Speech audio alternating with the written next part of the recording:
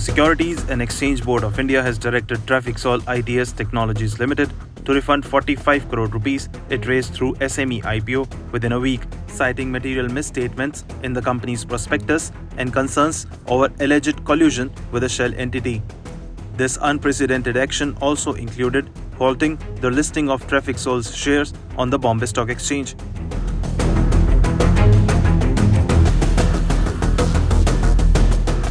SEBI's whole-time member Ashwani Bhatia stated that investors' fund had remained locked for nearly 3 months and that the most prudent course of action was to mandate a refund rather than wait for other investigation findings. Key findings from SEBI's investigation revealed a fraudulent vendor involvement to which Trafiksol allocated 17.7 crore rupees of IPO proceeds for software procurement but relied on a questionable third-party vendor with forged financial statements and no software development track record. The third-party vendor submitted financials signed on the same day they were sent to BSE, raising concerns about their legitimacy. SEBI also noted conflicting explanations from Trafiksol regarding its engagement with a third-party vendor and its failure to provide credible justifications. Trafiksol defended itself, claiming it adhered to procurement policies and that the third-party vendor was only an intermediary. However, SEBI dismissed this argument, citing the company's involvement in a cover-up. While the allegations of falsifying financial statements remain under adjudication, SEBI clarified that Trafiksol cannot proceed with its IPO until the ongoing proceedings conclude.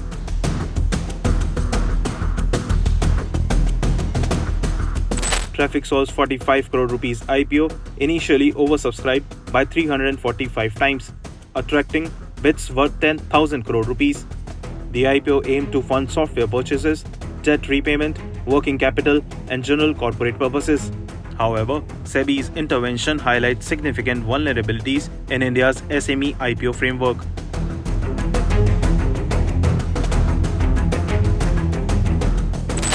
SEBI had proposed a series of reforms to address growing concerns about SME IPOs, including misuse of proceeds, promoter exits, and market misconduct.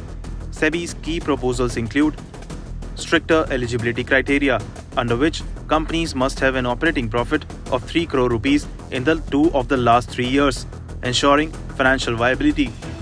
Higher minimum subscription value, under which SEBI proposed raising the minimum application size from 1 lakh rupees to 2 lakh rupees to limit retail investor participation and encourage experienced investors.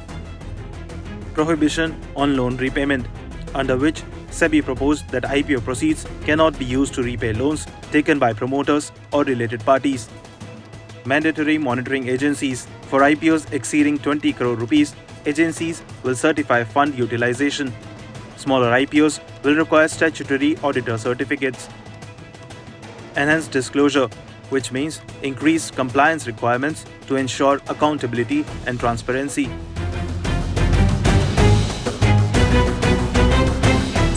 The SME segment, a critical driver of India's economy, has shown impressive growth. As of October 2024, 745 companies are listed on SME exchanges with a market capitalization of 2 trillion rupees. In FY24, 196 IPOs raised over 6,000 crore rupees. And by October 2024, 5,700 crore rupees was raised through 159 SME IPOs. However, the light touch regulatory framework introduced in 2012 is now under scrutiny for exposing investors to undue risks. SEBI's action against Trafiksol and its proposed reforms underscore the regulator's commitment to safeguarding market integrity and fostering a credible environment for SME growth.